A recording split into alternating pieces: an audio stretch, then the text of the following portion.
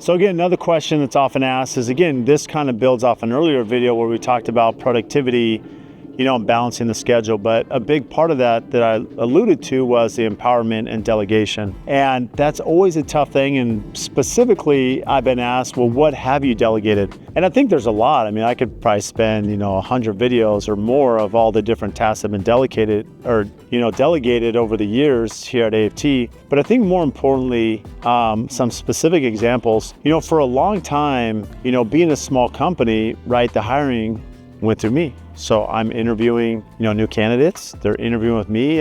It's really kind of starts and stops with me at the time. And then when they were hired, I'm figuring out, making sure, again, as many of us, when you're hiring, you're getting everything legally done, from whether they have a passport or social security card or driver's license, and then, getting them, them inputted in our payroll system and the benefits package and everything that goes with it. Well, something that's changed is in the last 3 years specifically, I haven't interviewed a candidate that has worked for AFT. And you think about the amount of people that we've added, now we're a team of 30, and a majority of them never interviewed with me and are now part of the AFT family. And what I found was, delegating that aspect to having departments where we do have managers of those departments, and they know who would be a good fit from whether personality or experience, and both ideally. These interview candidates have met with 1, 2, 3 of our employees, and then they come to me and say, hey Brad, this is who we're thinking about hiring, and they're working through the benefit package with that employee.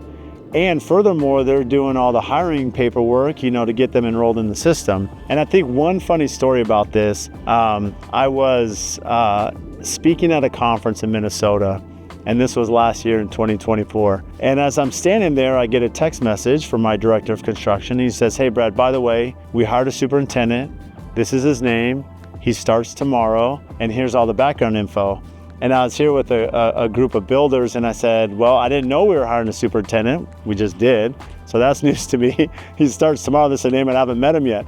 I had no idea, and I guess I'll meet him when I get back here in a few days. And so the point being is that, this is a huge integral part of our company. I think a lot of people look at AFT, and I'd go to bat any day, is that, our company culture, the caliber of people that work for us, the compliments we get from, trade partners and clients, and we try to have the best of the best, and we're always trying to refine that group, and been very fortunate to have some really, really talented people, come across and wear that AFT brand. And with that being said, you think in the last 3 years that none of those ran by my desk. And so I feel that that's probably one of the most successful elements of the company, and it also has given ownership in a way to the other employees of the company to feel that they have that authority to make decisions of hiring, and they understand the needs of their department. And in a lot of cases, like this one, they didn't even run it by me for budget or cost, or they knew the need that had to be done and the project's upcoming because we had met, and it added a great member to our team that is still with us today.